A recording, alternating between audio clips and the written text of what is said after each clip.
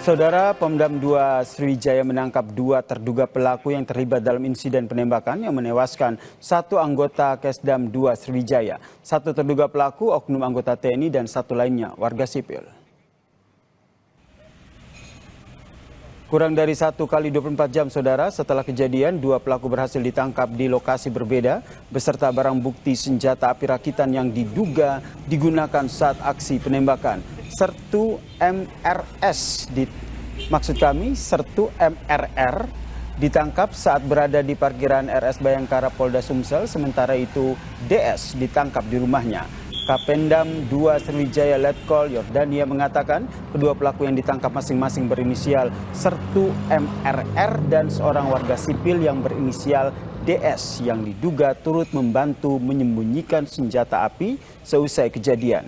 Penembakan terjadi di sebuah tempat hiburan malam di Palembang pada Sabtu dini hari.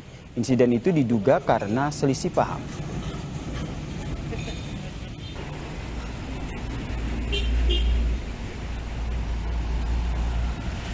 Informasi dari hasil pemeriksaan untuk tersangkanya ada 2 orang, ya. 1 orang adalah Sertu MRR sebagai pelaku dan 1 orang adalah dari pihak sipil, saudara DS, di mana yang bersangkutan menyembunyikan barang bukti. Alat buktinya otomatis sekarang sudah senti rakitan. Untuk motifnya, jadi ya yang bersangkutan ini terjadi selisih paham, ya kan, di mana terjadi cekcok, berujung perkelahian, kemudian berujung terjadinya.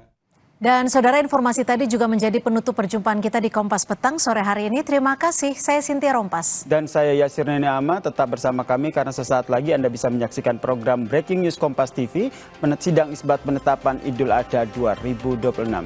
Saya Yasir Nene Ama. Terima kasih, sampai jumpa.